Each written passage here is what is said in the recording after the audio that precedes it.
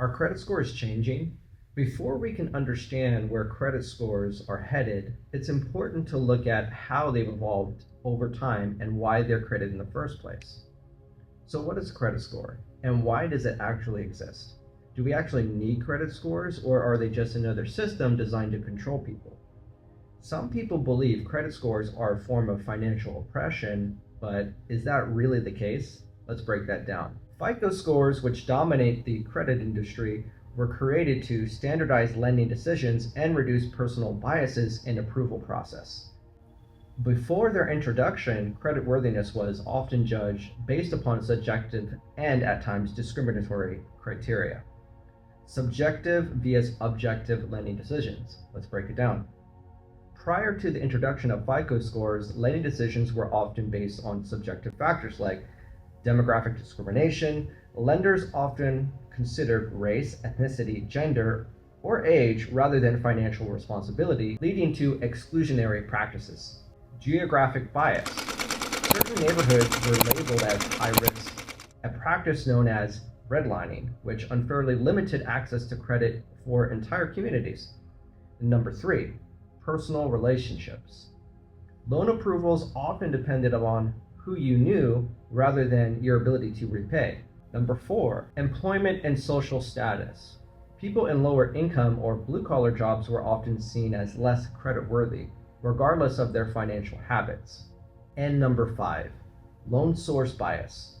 Borrowers who used non-traditional lenders were penalized even when their payment history was solid. And number 6, gender bias. Women, particularly single women, had difficulty getting approved for credit due to outdated assumptions about their financial independence. The introduction of FICO scores in 1989 was meant to eliminate these inconsistencies by creating a standardized, data-driven approach to evaluating creditworthiness. Instead of relying on personal opinions or biases, the system focuses on financial behavior, payment history, credit utilization, and account diversity. Is the current credit system better? Now let's consider an important question. Would you rather live in a system where creditworthiness is judged subjectively by individuals, or is a standardized system like FICO a better alternative? Drop your thoughts in the comments below. I really want to know. This video is a deep dive into credit scoring, its impact, and the current changes happening. So if you stick around, you'll gain insights that could completely change the way you think about credit. The role of credit bureaus. One criticism is that credit bureaus are private entities and not publicly elected. While it's true that they operate independently, that doesn't mean that they're above accountability. Credit bureaus have faced numerous lawsuits and regulatory actions, forcing them to pay out hundreds of millions in settlements and remove inaccurate negative accounts from consumer reports. A lot of frustration with credit bureaus comes from a misunderstanding of how the system works. Many people struggle to repair credit simply because they don't fully understand the processes. If you view the credit system as unfair or impossible to navigate, that mindset alone could be holding you back instead of focusing on what you can actually control. The key is to learn how to leverage credit to your advantage.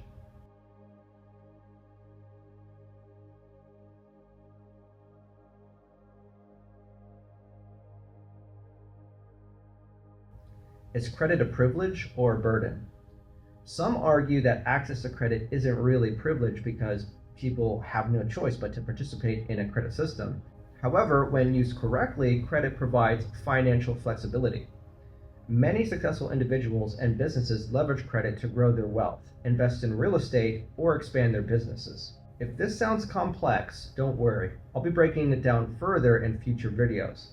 But if you truly want to shift your financial future, I highly recommend reading Think and Grow Rich by Napoleon Hill. It's one of the first books that changed my mindset about wealth, credit, and financial independence, and which is why I started my company, Pinnacle Credit Repair. Credit isn't just about borrowing money. It's about having the ability to leverage financial tools to create opportunities. Whether you agree or disagree, one thing is clear. Understanding the system is the first step toward making it work for you. So what do you think about our current credit system? Is it fair, or do you believe it needs some major overhaul? Let's discuss in the comments. Now let's get to the question everyone's been asking.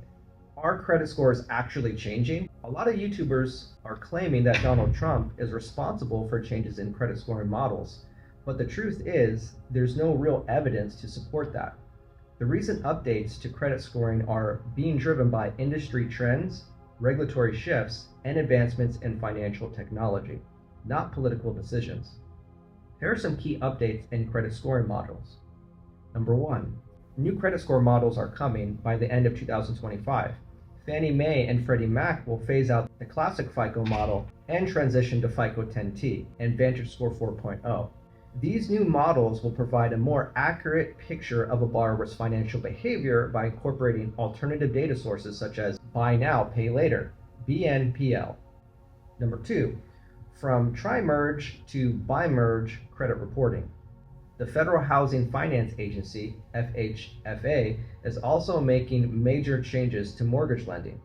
Instead of requiring data from 3 major credit bureaus, Experian, Equifax, and TransUnion, lenders will soon rely on just 2 credit reports instead of 3. This move aims to simplify the mortgage approval process and potentially reduce costs for borrowers. Number 3, incorporating alternative credit data. Traditional credit scores have long overlooked important financial behaviors such as on-time rent payments and utility bills. With VantageScore 4.0, these factors will now be considered in helping people with limited or no credit history build their scores much faster. FICO versus VantageScore. So what's the difference? FICO scores, on one hand, the most widely used model relied on by most banks and lenders. It focuses on 5 key factors: payment history, credit utilization, length of credit history, credit mix, and new credit inquiries. Whereas VantageScore, created as an alternative to FICO, is designed to help people with limited credit histories gain access to loans and financial opportunities. Recently, it's been approved for mortgage lending, making it a more competitive option in the market. Is Trump really changing credit scores? Despite rumors circulating online by your favorite YouTubers, there is no evidence that supports that Donald Trump has anything to do with these changes.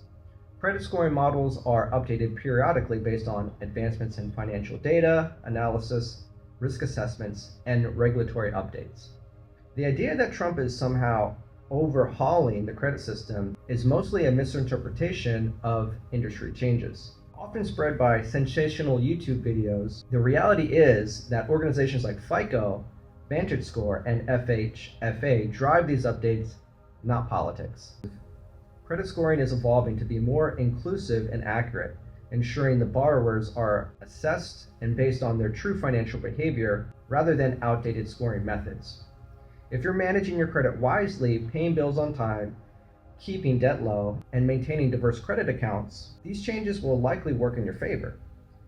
At the end of the day, the credit scoring system isn't perfect, but it's far better than the subjective lending, discriminatory behavior from the past. The real question is, how will you adapt to these changes? Let me know your thoughts in the comments, and don't forget to like and share this video if you found it helpful.